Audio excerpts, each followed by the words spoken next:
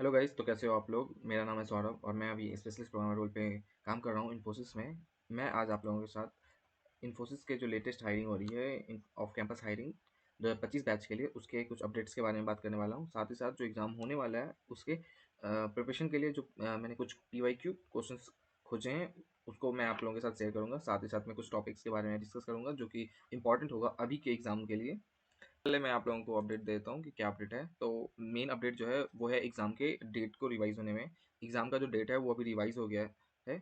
वो रिवाइज़ केवल उन लोगों के लिए हुआ है जिन लोगों का एग्जामिनेशन का लोकेशन नहीं आया था, बिकॉज़ बहुत सारे लोगों ने कमेंट में मैसेज कर रहे थे कि उनका एग्ज़ाम का लोकेशन नहीं आया है कि किस जगह पे उनका एग्ज़ाम होगा। उनको डेट आ चुका था कि एग्ज़ाम 4th ऑफ जनवरी को होगा, बट लोकेशन प्रेफ़रेंस नहीं आया था। तो लोकेशन जिन लोगों का नहीं आया था उन लोगों को नया डेट जो आया है वो है 18 तारीख, 18/1/2026। ये कोडिंग असेसमेंट एग्जाम इसी दिन होगा और इंटरव्यू जो है नेक्स्ट डे होगा 19 को। और जिन लोगों का पहले से ही जो लोकेशन है वो आ चुका था, वो लोग का एग्जाम होगा इसी पहले वाले डेट पे, जो कि है 4 जनवरी का, और 5 जनवरी को इंटरव्यू होगा। तो अभी तो वैसे बहुत सारे लोगों के पास टाइम होगा और बहुत सारे लोगों के पास टाइम नहीं होगा, तो सबके हिसाब से अलग अलग प्रिपरेशन होगा। जी, एक इस वीडियो में मैं कुछ क्वेश्चन ऐसे शेयर कर रहा हूँ जिसे आप डायरेक्टली सॉल्व भी कर सकते हो और उसके कंसेप्ट देख सकते हो, क्योंकि ये क्वेश्चन डायरेक्टली और इनडायरेक्टली पूछे गए इन्फोसिस में। आगे बढ़ने से पहले गाइज मैं रिक्वेस्ट करना चाहूँगा कि प्लीज़ चैनल को सब्सक्राइब कर लो। मैं इसके ऊपर लेटेस्ट अपडेट देते रहता हूँ। उसके साथ साथ ही मैं अपना एक्सपीरियंस शेयर करते रहता हूँ कि जो मेरे प्रिपरेशन के टाइम पे एंड जो मेरा सिलेक्शन प्रोसेस था उसमें क्या सब चीज़ें हुई थी। उसके साथ साथ जो अभी आप लोग सेलेक्ट हो गए तो आप ट्रेनिंग के रूप में सेलेक्ट हो गए और उसके बाद मैसूर जाओगे, मैसूर में ट्रेनिंग होगी। तो मैं अभी मैसूर के ट्रेनिंग के बारे में भी बताऊँगा इस चैनल पे, जो वहाँ पे कैसे क्या होता है, ऑनबोर्डिंग कैसे होगी आप लोगों की। एंड मेरे टाइम में ऑनबोर्डिंग के टाइम बहुत सारे प्रॉब्लम्स क्रिएट हुए थे, even not only with me. मेरे जितने दोस्त लोग थे उन सबके साथ कुछ ना कुछ प्रॉब्लम क्रिएट हुआ था। तो मैं उन सब चीज़ों के बारे में डिस्कस करूँगा आने वाले वीडियो में। एल्गोरिथम्स हैं, कुछ कॉमन एल्गोरिथम्स हैं जो कि मोस्टली आ जाते हैं, बीच कोड में यूज हो जाते हैं। जैसे सर्चिंग का एल्गोरिथम हो गया, या बाइनरी रिप्रेजेंटेशन या बाइनरी सर्च का क्वेश्चन आ गया। अक्सर क्वेश्चंस में होता है ऐसा कि वो बाइनरी सर्च का कुछ ना कुछ हिस्सा लग जाता है, या सॉर्टिंग का तो चलो आप कर लोगे आसानी से। बट जो छोटे मोटे चीज़ें हैं ना वो आप देख लेना, तो क्योंकि वो बीच कोड में आपको हो सकता है कि आपको टाइम वेस्ट करवाए। कुछ क्वेश्चंस हैं जो स्पेशलिस्ट प्रोग्रामर रोल के लिए, जो SPL1 के रोल के लिए जो होता है, सेकंड क्वेश्चन होता है, उन सब में यूज़ होता है। तो जिसमें जिसमें ये सब एरे विद गिवन सम या कदांस एल्गोरिथम्स ये यूज़ होता है। Merging sorted array, dynamic programming के बहुत सारे कंसेप्ट यूज हो जाते हैं। पिक नॉट पिक वाले कंसेप्ट जितने भी हैं, जीरो नैपसैक वाले, वो सारे क्वेश्चंस के कंसेप्ट यूज होते हैं। हाउस रॉबर वाले प्रॉब्लम्स यूज होते हैं। देन लॉन्गेस्ट कॉमन सब्सिक्वेंस, ये LCS देख सकते हो गाइस। ये कभी कभी ये जो है थर्ड जो क्वेश्चन होता है उसमें आ जाता है। अगर आप लॉन्गेस्ट कॉमन सब्सिक्वेंस वाले क्वेश्चन अगर आप ट्राई करते हो, अगर वो आपसे सॉल्व होते हैं, तो चांस रहेगा कि आप थर्ड क्वेश्चन भी सॉल्व कर लोगे। उसके बाद ग्राफ एल्गोरिथम, तो ग्राफ में guys DFS and BFS must होता है, क्योंकि जो क्वेश्चन होता है, पहला क्वेश्चन या दूसरा क्वेश्चन होता है, वो ये DFS या BFS से डायरेक्टली होता है। इसमें सिंपल क्वेश्चन है, आपको मिनिमम डिस्टेंस फाइंड करना होगा, मिनिमम नोड्स फाइंड करने होंगे, या मिनिमम एजेस फाइंड करने होंगे, या minimum length of edges find करना होगा आपको। तो ये सारे DFS BFS का यूज करके या डिस्कासा एल्गोरिथम का यूज करके आप कर सकते हो।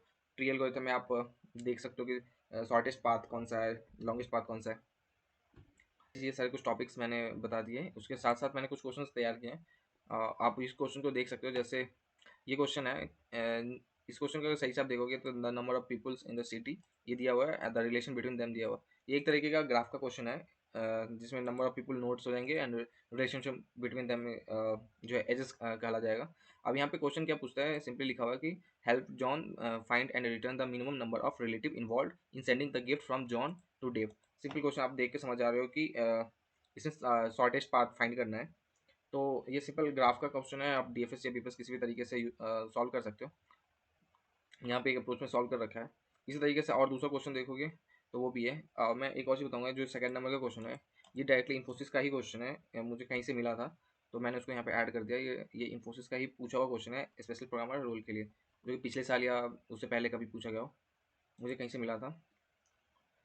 गाइस फिर अगेन चैनल को सब्सक्राइब कर लो अगर आपने सब्सक्राइब नहीं किया तो। उसके साथ साथ जो क्वेश्चन था उसका सोल्यूशन है। आप इस तरीके से क्वेश्चन देख सकते हो कि जो भी क्वेश्चन हैं उसमें स्टैक यूज का यूज किया गया ज़्यादातर। कुछ में ट्राइवर्सल का क्वेश्चन है, जैसे ये भी था, ये भी ग्राफ का क्वेश्चन। बेसिकली क्वेश्चन अक्सर ग्राफ से या DP से पूछे जाते हैं, ग्राफ या डीपी के ट्राइवर्सल के ही क्वेश्चन होते हैं, कोई ऐसा टफ क्वेश्चन नहीं होगा। फर्स्ट सेकंड क्वेश्चन की बात कर रहा हूँ। थर्ड क्वेश्चन माइट भी हो सकता है डिफिकल्ट होता है, इवन मेरे टाइम में भी डिफिकल्ट था। एंड जीरो नैपसैक की प्रॉब्लम है ये। आप एक बार देख लेना इन क्वेश्चन को, मैं इन क्वेश्चन को इस लिंक पे रख दूंगा, जो ये लिंक दिख रहा है आपको, इस लिंक पे मैं इस पीडीएफ को अपलोड कर दूंगा, आप यहाँ से जाके चेक कर सकते हो। एंड मैं कुछ डाउट्स अभी बताने वाला हूँ, कुछ लोगों के डाउट्स थे वो भी मैं क्लियर करने वाला हूँ। कुछ लोग ऐसे बोल रहे थे कि 2026 पास आउट बैच के हैं वो, और उन्होंने फॉर्म भर रखा है, तो क्या उनको एग्ज़ाम देना चाहिए या नहीं देना चाहिए। तो गाइज इन्फोसिस में जो ऑनबोर्डिंग होती है एग्ज़ाम के बाद या इंटरव्यू के बाद, वो बहुत लंबे टाइम के बाद होती है कई बार। तो आप दे दो, अभी एग्ज़ाम तो दे ही दो। अगर आपको अलाउ कर रहे हैं एग्ज़ाम सेंटर पे तो दे दो, अगर इंटरव्यू में भी अगर वो अलाउ कर देते हैं तो गुड, आप दे दो। जब ऑनबोर्डिंग होगी तो उस वक्त ये प्रॉब्लम हो सकता है कि वो आपका नाम अगर आ जाता है तो आपको डॉक्यूमेंट सबमिट करने होंगे, सारे के सारे डॉक्यूमेंट सबमिट करने होंगे। इवन आपको 8th सेमेस्टर का मार्कशीट एंड प्रोविजनल सर्टिफिकेट जो होता है वो भी अपलोड करना होगा, क्योंकि ये हायरिंग 2025 बैच के लिए है, और 2025 बैच वालों को सारी की सारी डॉक्यूमेंट्स मिल चुकी है कॉलेज की तरफ से।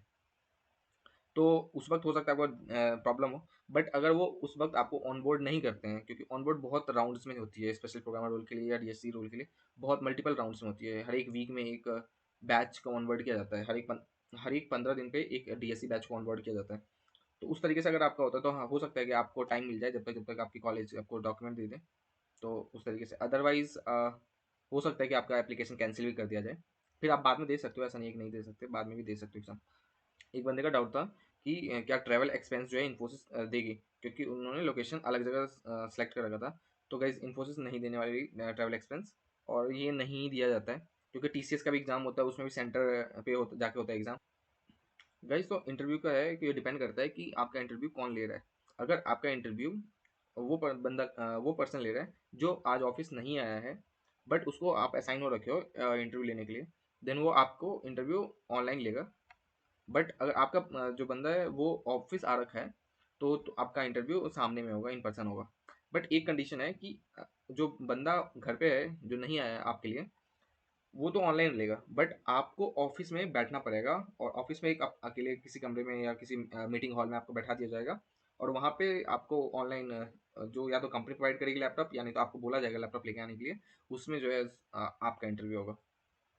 मोस्ट ऑफ द केस आपका इन पर्सन ही होगा, सामने में ही रहेगा।